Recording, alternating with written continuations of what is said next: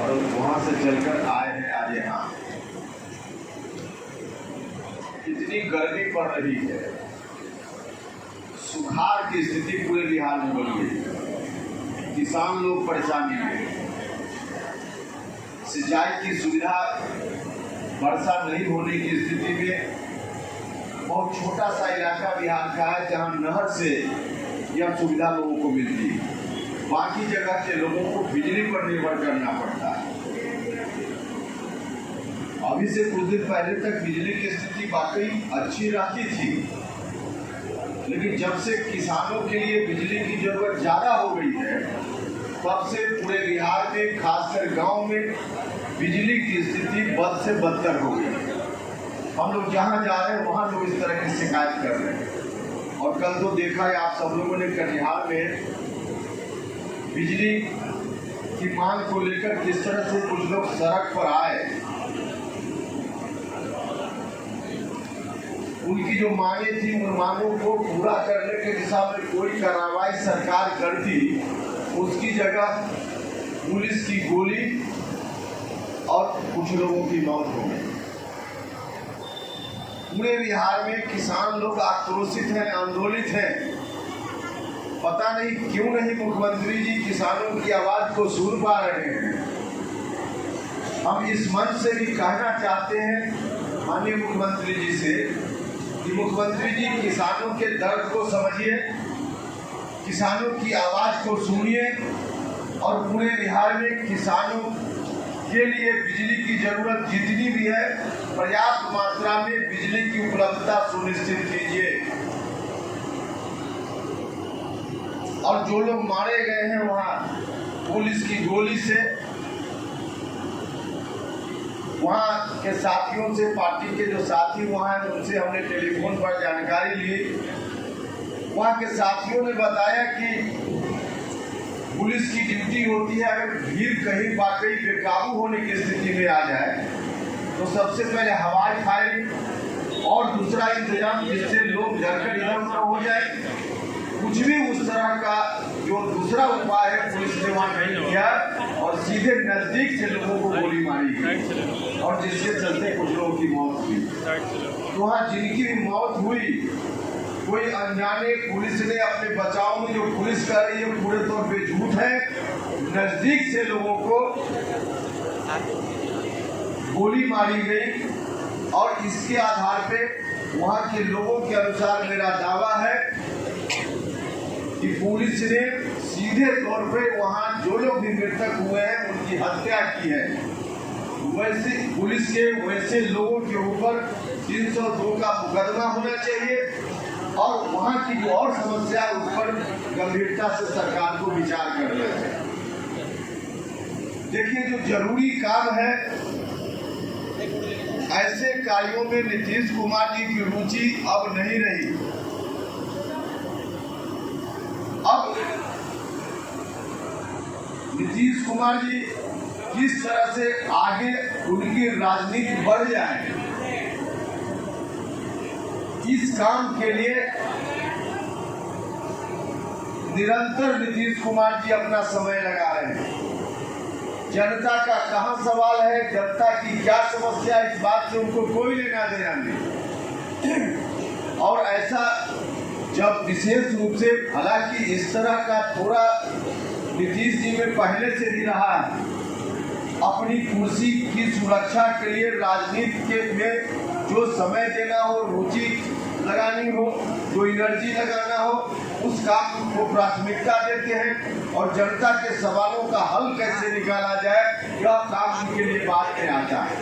यह बात नीतीश जी पहले भी करते रहे, लेकिन जब से राष्ट्रीय जनता दल के साथ गए हैं तब से तो बिहार के लोगों को एक तरह से भगवान भरोसे नीतीश जी ने छोड़ दिया। चारों तरफ अराजकता का माहौल है, हर जगह जिधर देखिए उधर अराजकता का माहौल है। छोटी छोटी बच्चियों के साथ बलात्कार की जो घटनाएं हो रही है आए दिन, इस तरह की घटना पहले सुनने में भी नहीं मिलती थी। ये काल कभी कभी कोई ऐसी घटना हो जाती थी, लेकिन अब तो ऐसी दरिद्रगी की घटना लगभग हर दिन कहीं न कहीं सुनने में आ जाए। लॉ एंड ऑर्डर नाम की कोई चीज नहीं, पूरे तौर पे जो अपराधी हैं उनको एक तरह से कहिए कि खुली छूट दे दी गई है। और राष्ट्रीय जनता दल जब आधा अधूरा अभी सरकार में है, तब ऐसी स्थिति है, जिस दिन भगवान न करे वैसा दिन आए, लेकिन कोशिश उनकी ओर से है, जिस दिन राष्ट्रीय जनता दल पूरा का पूरा शासन में आ जाएगा, 2005 से भी बदतर स्थिति में बिहार फिर से आएगा। बिहार के लोगों को सचेत होने की जरूरत, हम अपनी पार्टी के माध्यम से लोगों को सचेत करना चाहते हैं कि सचेत होइए, वक्त है। हम गए थे नीतीश कुमार जी के साथ, मेरे ऊपर कई तरह का आरोप लोग लगाते हैं, लेकिन मैं कहना चाहता हूँ मुझको क्या गरज पड़ा हुआ था। हम तो लोग सामान्य तौर पे जो राजनीति करते हैं, उनमें अधिकांश लोगों का मकसद होता है कि किसी तरह से हम ठंडा घर में चले जाएं, सदन में चले जाएं, एमएलए बन जाएं, एमपी बन जाएं, विधान परिषद के सदस्य बन जाएं। इस बात के लिए निरंतर लोग प्रयास करते हैं और वहां जाने के बाद बाकी संघर्ष को लोग भूल जाते हैं। लेकिन हम तो लगातार मुझको मौका मिला बिहार के और आप सब लोगों की कृपा से चारों सदन का मेंबर होने का मुझको अवसर मिला, और अभी भी कोई हम सड़क पर नहीं थे, अभी भी हम विधान परिषद के सदस्य थे। इस गर्मी में भी दिन रात घूमने की क्या जरूरत थी। हम दूसरे लोगों की तरह हम भी अगर राजनीति सोचते तो हम आराम का जीवन जी सकते थे। हम भी वहाँ बैठ करके आराम से सुख सुविधा, सत्ता की सुख सुविधा का लाभ ले सकते। और ऐसी स्थिति हमारे साथ एक बार नहीं आई, अनेक बार। समता पार्टी का दौर जब शुरू हुआ तो प्रारंभिक दौर में नीतीश कुमार जी के साथ जाकर लगभग 12-14 साल तक हम लोगों ने संघर्ष किया था। और उस समय जो संघर्ष हुआ था, क्यों संघर्ष की शुरुआत की गई थी, समता पार्टी की नींव क्यों पड़ी थी, समता पार्टी बनी ही थी। जा रहा है कि लोगों को गोली मारा जाता, बिजली मांगने पे गोली मारने का बात आ रहा है, ये क्या है? एक तो सरकार लोगों की समस्याओं का हल नहीं कर रही, और दूसरी ओर अपनी समस्या को लेकर लोग डेमोक्रेटिक तरीके से आंदोलन करते हैं, तो उनके ऊपर कहीं लाठी चलाती है, कहीं गोली मारती है, कहीं मौत मारती है। यह सरकार पूरे तौर पे समझिए कि बिहार की जनता के खिलाफ वाली सरकार हो, लोगों की आवाज़ को दबाना, जनतंत्र में एक तरह से कहिए कि लोकतंत्र की हत्या करने वाली सरकार हो। अब इस रूप में है, बिहार की जनता सारी चीज़ों को देख रही है। नीतीश कुमार को कैसे देखते हैं इस पूरे शासन में? फिर से आप लोग कह रहे हैं जंगल लौट गई है, तो नीतीश कुमार के लिए क्या कहेंगे? नीतीश कुमार जी की अहमियत अब राजनीति में पूरे तौर पर समाप्त हो गई है। उनको आरजेडी वालों ने उनके अंदर गलतफहमी पैदा कर दी है, या प्रधानमंत्री के रेस में हुई है। लेकिन उनको मालूम होना चाहिए, आरजेडी के नेता लालू यादव जी को नीतीश कुमार जी की राजनीति से कोई लेना देना नहीं। उनको अपना बेटा को मुख्यमंत्री बनाना है, इसलिए नीतीश कुमार जी को कुछ कह करके और इस रूप में नीतीश जी को उन्होंने लाने का काम किया है। अब आज की तारीख में देखिए ना, नीतीश जी की पार्टी खुद ही जो उनकी पार्टी थी वह बर्बाद हो गई, कुछ है ही नहीं उनके हाथ में, कोई आधार नहीं है। तो बिना आधार कैसे दूसरे प्रांत में जाकर वोट मांगेंगे? तो एक समय था जब उस समय का इस्तेमाल ठीक से होता तो नीतीश जी उस रेस में शामिल हो सकते थे, लेकिन अब उस समय को भी गवा दिया नीतीश जी ने। अब कहीं से कोई इनकी अहमियत बची ही नहीं। एक सवाल है सर, आप बोल रहे थे पार्टी नहीं है, फिर भी वो इंडिया पार्टी का एक बड़ा ऐलान कर दिए जो आप लोग को केंद्र में पिछाड़ने की। भैया हम तो बोल चुके हैं, कोई आदमी गांव में अपने बेटा का नाम कलेक्टर सिंह रख ले तो उससे कलेक्टर उनका बेटा थोड़े हो जाए। वही बात इन लोगों ने इंडिया नाम रख लिया, नाम इंडिया रख लिया, लेकिन कैसे लोगों का जमावड़ा है देख नहीं रहे। सिर्फ स्वार्थ की राजनीति करने वाले लोग, देश की कोई चिंता नहीं उनकी, कोई एजेंडा देश के लिए इन लोगों के पास है क्या?